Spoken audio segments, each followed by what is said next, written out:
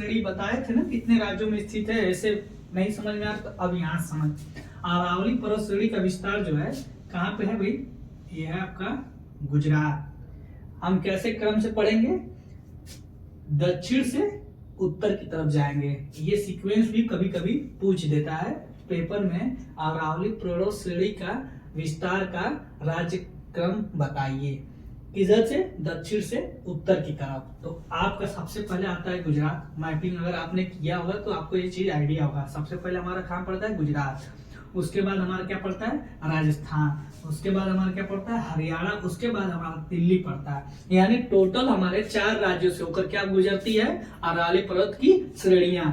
उसका इसका जो सर्वाधिक विस्तार, ये इंपॉर्टेंट चीज है।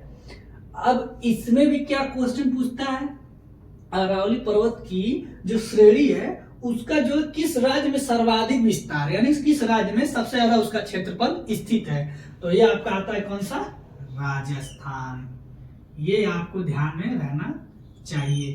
राजस्थान में इसकी कितनी परसेंट है, टोटल अरावली पर्वत श्रेणी की 80% क्षेत्रफल जो है सिर्फ राजस्थान में, यानी 20% जो है अदर स्टेट में, यानी 3 राज्यों में 20% है और एक राज्य में मात्र सिर्फ 80% में स्थित है।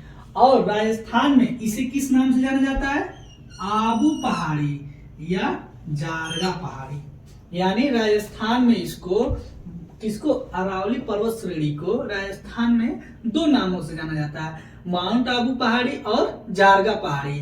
अब इसके बाद जो मेन क्वेश्चन पेपर में हमेशा आता है, मैंने जहां तक देखा है, अभी जितने भी पेपर को मैंने कंडक्ट किया, एग्जाम दिया है, उसमें पूछता है अरावली पर्वत श्रेणी की सबसे ऊंची चोटी कौन सी है, या माउंट आबू की सबसे ऊंची पर्वत श्रेणी शिखर कौन सी है और उसका क्या नाम है। तो ये आपको एक ही शब्द में कहना है, गुरु शिखर। क्या है भाई, गुरु शिखर। हाइट कभी कदार पूछ देता है, ऐसे नियर अबाउट में मैं जहां तक दिया एग्जाम पूछता है माउंट आबू की सबसे ऊंची चोटी का क्या नाम है, तो गुरु शिखर है। और कहां पे स्थित है, तो राजस्थान में स्थित है। और आपका इसके बाद जो है इसकी हाइट कितनी है, 1722 मीटर।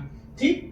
और दूसरा क्वेश्चन जो नया पैटर्न होता है, पूछता है राष्ट्रपति भवन किस पर स्थित है, तो यही आपका अरावली पर्वत श्रेणी का ही हिस्सा जो है दिल्ली में राष्ट्रपति भवन, आपने सब कभी गया होगा इंडिया गेट, वहां पे राष्ट्रपति भवन का पूरा सीधे सीधे सीधे व्यू दिखता है।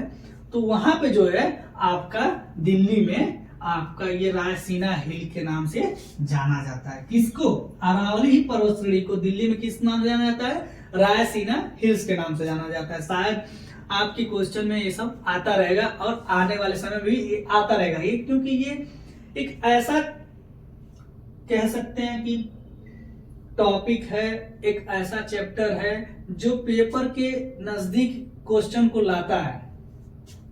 तो रायसीना हिल्स कहां पे स्थित है, दिल्ली में स्थित है। पूछता है दिल्ली राष्ट्रपति भवन किस पर स्थित है, तो बोल दीजिए रायसीना हिल्स पे स्थित है। किस पर्वत श्रेणी का हिस्सा है, अरावली पर्वत श्रेणी का हिस्सा है।